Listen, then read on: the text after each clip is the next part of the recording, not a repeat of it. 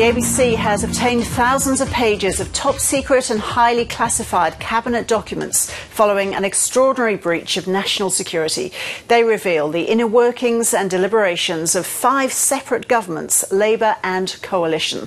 The extraordinary revelations show an alarmingly casual approach to the security of such sensitive documents. Hello, I'm Paul Barry. Welcome to Media Watch and a whole new year of watching the media. And how is that for national security? 2 locked filing cabinets sold at a government auction in Canberra, and when the mystery buyer finally prized them open, they found this incredible trove of documents, thousands of pages, hundreds of documents, all highly sensitive, highly classified cabinet documents. Yes, the secrets of 5 governments delivered to the ABC. After lengthy negotiations to protect the source, and probably ABC funding, they are now back in ASIO's hands. But not before the ABC and the rest of the media reported on some of the contents.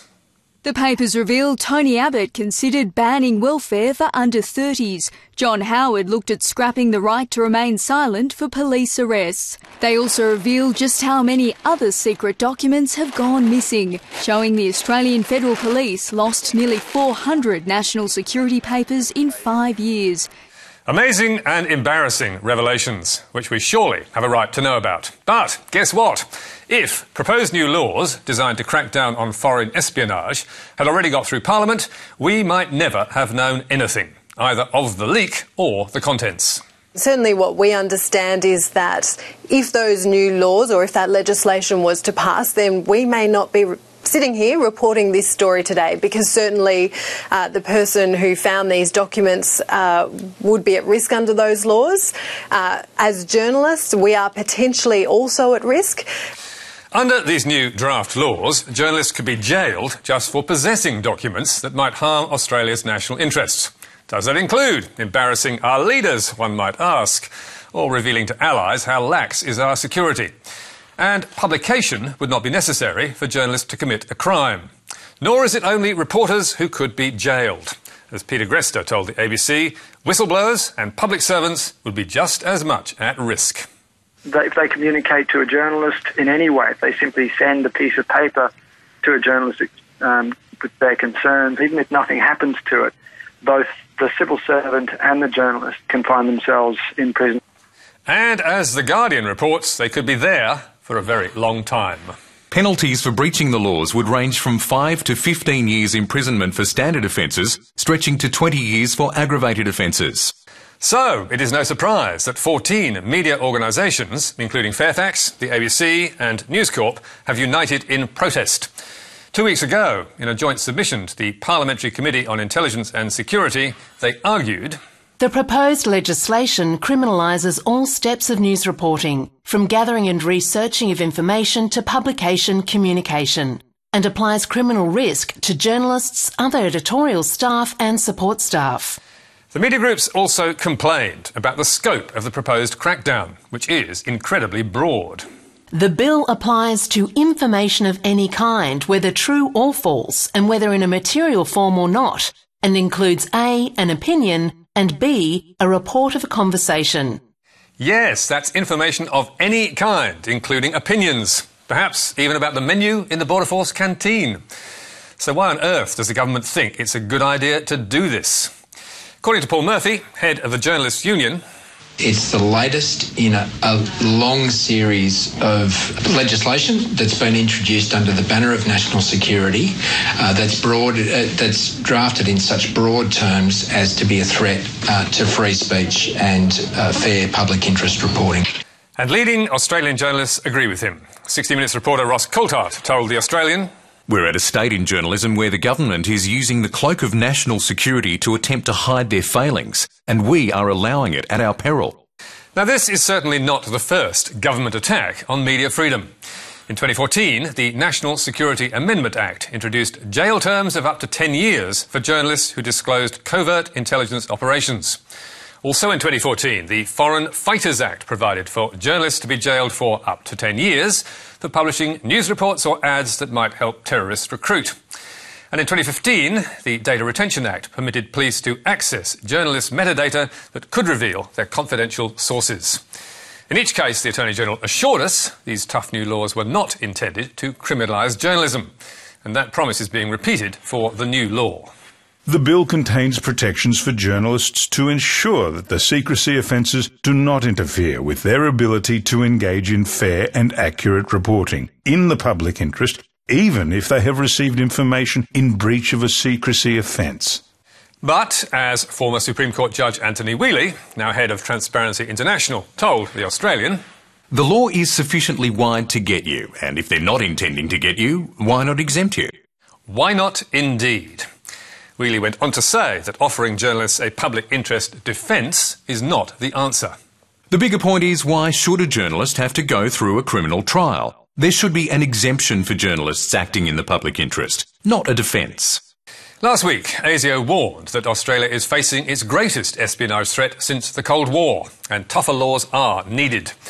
But Federal MP and former intelligence officer Andrew Wilkie says that cannot be an excuse for curtailing press freedom. And we agree. It justifies the government tightening up our laws around foreign espionage and in looking at ways to genuinely crack down on the increasing amount of foreign espionage and influence in this country.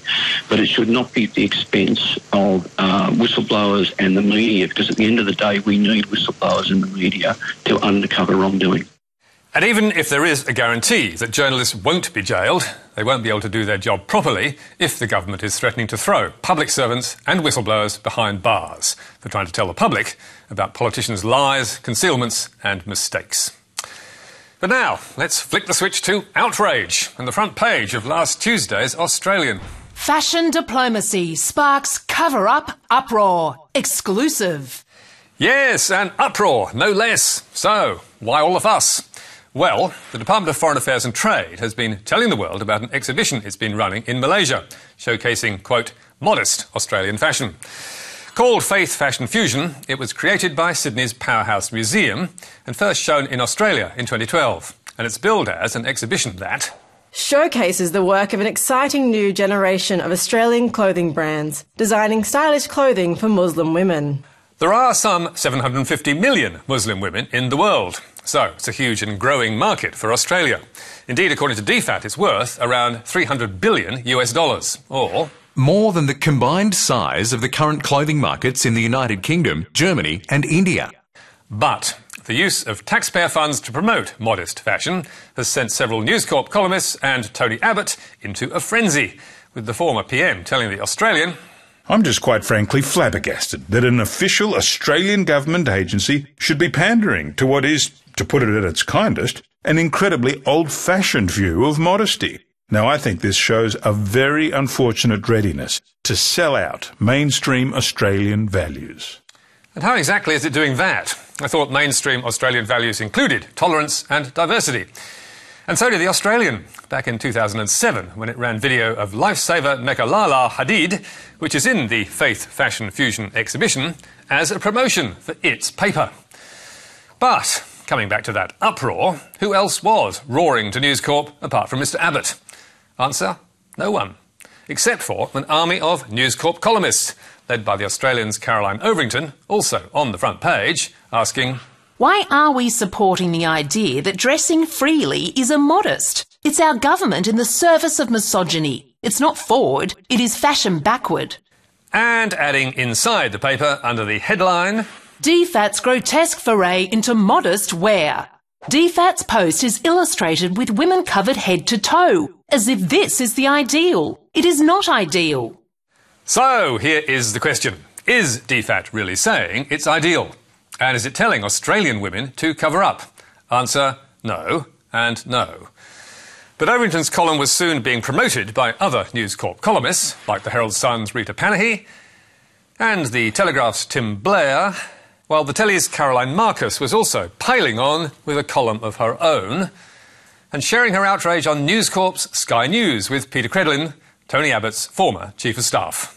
My question is, how can we, as a Western civil democracy, which believes purportedly in the equality of women and men, be promoting this modesty culture, which is all about the repression of women? Well, we just want to sell them stuff, that's why.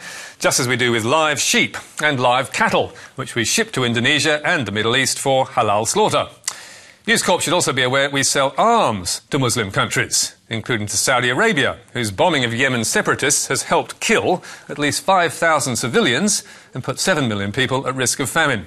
Indeed, the Australian government last week announced a controversial $3.8 billion plan to spend taxpayers' money on becoming one of the world's top 10 arms exporters. Yet, as far as we can see, there was not one word of criticism from columnists Caroline Overington, Caroline Marcus, Tim Blair or Rita Panahi about that.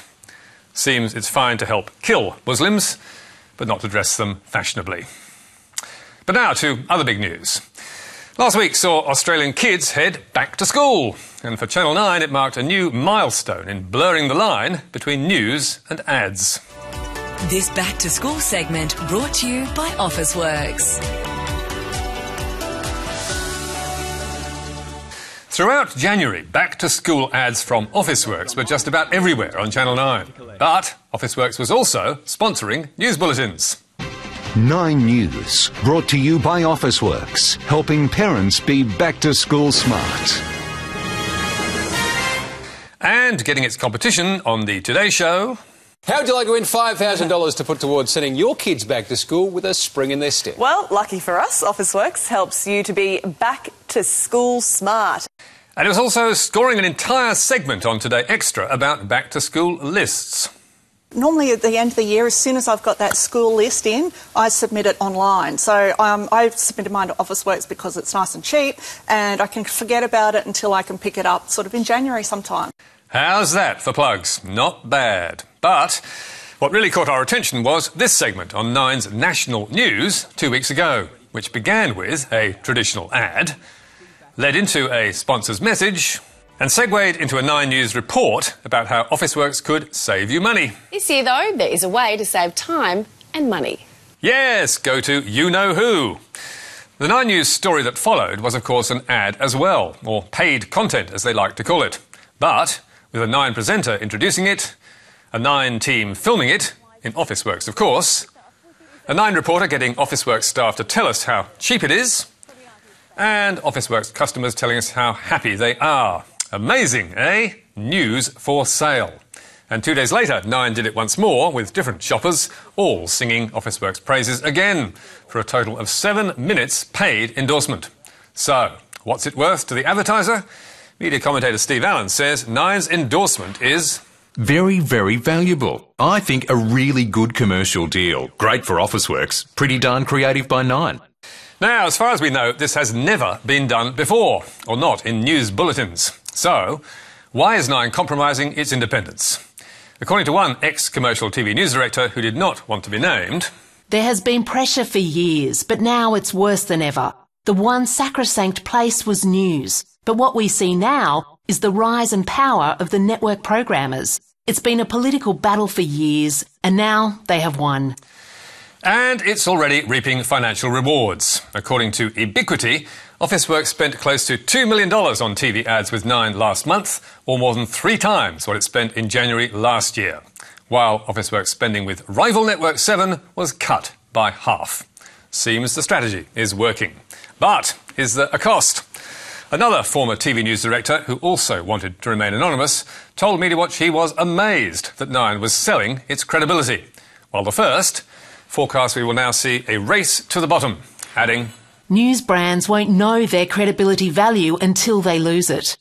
Channel 9, however, sees nothing at all wrong with what it's doing, and indeed nothing new, telling MediaWatch, unlike the ABC, we are a commercial TV network and are quite open about the fact that we take money for advertising. Yes, the segments are sponsored, but this is quite clearly declared and is no different to an ad sting before a radio news bulletin or advertorial in a newspaper.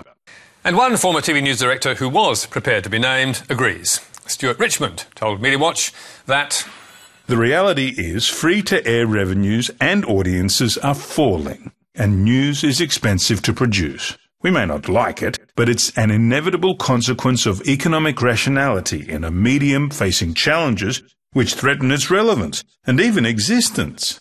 There's no doubt we'll see more of it now the dam has broken. Will it make TV news even less relevant? We'll see. And you can read more about tonight's stories on our Facebook page or our website, where you can get a transcript and download the programme. You can also catch up with us on iView and contact me or MediaWatch on Twitter. And don't forget, Media Bites every Thursday. But for now, until next week, that's it from us. Goodbye.